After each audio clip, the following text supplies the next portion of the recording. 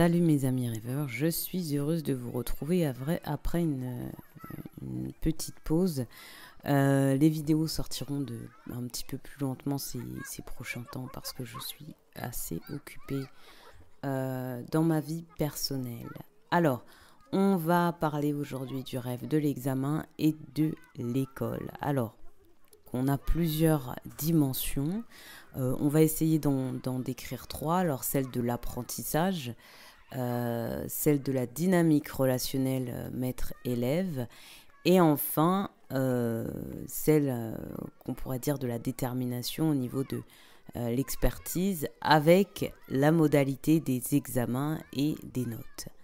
Donc, pour commencer, l'apprentissage du latin appréhendere, donc qui veut dire saisir et comprendre. Dans ce rêve, il est évoqué à travers les chapitres de notre vie, c'est-à-dire que le rêve peut retranscrire des informations que nous avons acquises de par nos expériences dans la vie.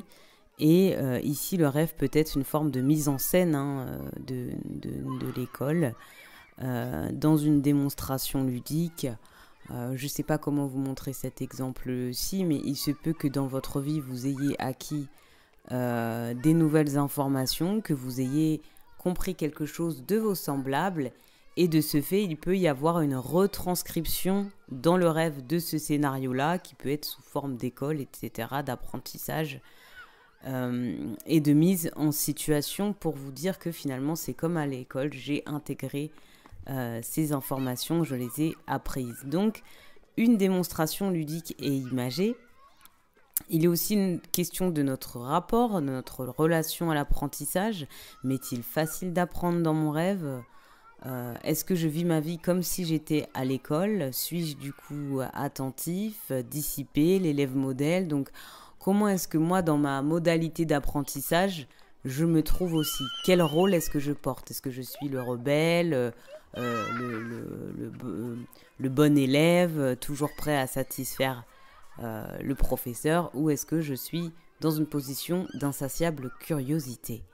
La deuxième étape dans le rêve de l'école va mettre en relief la question du relationnel. Donc ceci nous revoit à la question, vous l'aurez deviné, de l'autorité. Ainsi, il est intéressant d'observer dans ce rêve quelle est l'incarnation de ce maître. Donc la figure du maître. Nous ressemble-t-il ? Nous est-il familier ? Est-ce qu'il s'apparente à un parent, à un oncle ou à un maître d'école ? Vous savez, on a des maîtresses et des maîtres d'école favoris. Pourquoi est-ce que nous sommes attachés à ces figures-là ? Et va remettre aussi la période scolaire de nos 6 à 10 ans en avant, quand on parle d'école. Ça peut être intéressant aussi de voir de quelle période scolaire est-ce que vous rêvez. Est-ce que vous rêvez de l'école maternelle, de l'école primaire, du secondaire, le lycée, et puis la phase d'apprentissage en supérieur. Alors, ce que vous allez mettre en avant dans votre rêve est intéressant parce que ça va aussi dire quelque chose de votre position en tant que personne qui apprend de la petite enfance à l'âge adulte. Comment est-ce que je m'inscris dans ces modalités d'apprentissage ? Est-ce que j'apprends dans le cadre du petit enfant ou je me positionne dans cet adulte qui apprend ? Donc les responsabilités, vous voyez, ne sont pas les mêmes, y compris les buts de l'apprentissage ne sont pas les mêmes. Donc ici, nous pourrions mettre aussi en avant le fait que ce maître d'école, si nous y avons affaire dans le rêve, est un tiers dans une éducation parentale,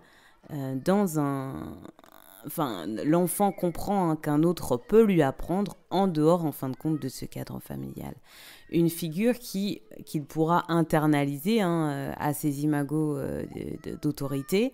De fait, quel est ou quel a été notre rapport à ces figures d'autorité en dehors de notre cadre familial ? Est-ce qu'il nous a été facile de les intégrer ou au contraire, il y a pu avoir quelques de réticence à dire que cette autorité se trouve seulement dans un cadre familial qui nous paraît le plus sécurisant. Enfin, dans cette troisième étape, nous allons parler de la dimension du contrôle. Donc, Le mot contrôle, parce qu'on nous parle, quand on est petit, on va faire le contrôle ou l'examen. Donc il y a bien une notion, en tout cas étymologique, du contrôle, donc la contre en opposition. Donc ici, ça s'inscrit plutôt dans une vérification. Et contra rotulus, donc rotulus qui va faire parler du rouleau, du registre. Il y a le côté papier donc cette opposition par papier, cette vérification par papier. Et donc au 15e, si je ne me trompe pas, non, au 14e siècle, en ancien français, donc contre-rôle signifiait un registre servant à vérifier un autre document. Avec le temps, évidemment, ça a évolué vers l'idée d'une vérification, d'une inspection, et puis une maîtrise et une forme de domination. Donc la notation vient ici faire entrer l'extérieur dans notre perception de nous-mêmes, le fait que cette dernière soit apparente, parfois la note en rouge, soulignée, et en gros au-dessus de la copie, ça ne se trouve pas, c'est rare qu'on trouve la note en dessous, c'est souvent au-dessus, donc c'est ce qui prime, c'est ce qui va cristalliser une production de ce qui a été donné et de la valuer. Voilà, on apporte une valence. Les notes donc valorisent ou dévalorisent notre perception de nous-mêmes. Ça peut dire, on voit bien, les notes vont servir à la fin. Pourquoi ? Pour contrôler est-ce que oui ou non on peut passer à l'étape supérieure. L'autre va contrôler si on peut passer oui ou non à l'étape supérieure. Donc imaginez-vous le nombre de notes que nous avons reçues depuis notre tendre enfance. Alors il y a des notes, là on parle des notes visibles, et puis autrement, dans notre milieu familial, il y a cette forme aussi de valence que va nous donner le parent, les bons points ou les mauvais points, la punition ou la récompense. Mais ici, finalement, l'école reprend ce système-là. C'est pour ça qu'il y a toujours un lien entre l'autorité de l'école et du familial, et que je parlais tout à l'heure de tiers. Donc nous pourrions ici faire une critique. Les notes sont-elles réellement le miroir de notre capacité d'agir, de nos compétences, quand elles sont soumises à la perception d'un autre ?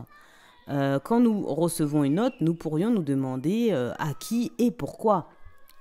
Il est possible que, si nous rêvons encore de l'école aujourd'hui, une partie de nous-mêmes agit sous le mirage peut-être d'un tiers. Vous reproduisez ce système d'école à travers des relations, que ce soit amicales ou au travail, et qu'on ne se sent peut-être pas encore en capacité de reconnaître pleinement notre valeur de manière indépendante, sans se projeter systématiquement dans une fantasmagorie extérieure.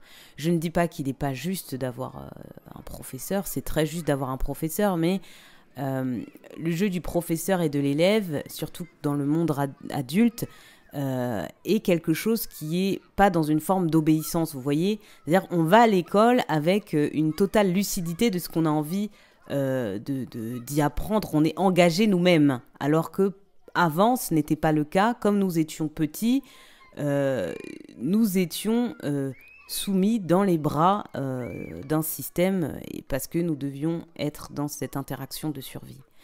Donc cet examen ici démontre notre importance à nous faire peut-être, pour nous, cette importance de se faire valider par une figure d'autorité, parce que cela, quelque part, nous sécurise, et peut-être que nous n'avons pas forcément confiance en ce que nous pouvons faire nous-mêmes dans la vie. Donc c'est comme un droit de passage, un droit de pouvoir parler, et ça peut beaucoup en blesser certains.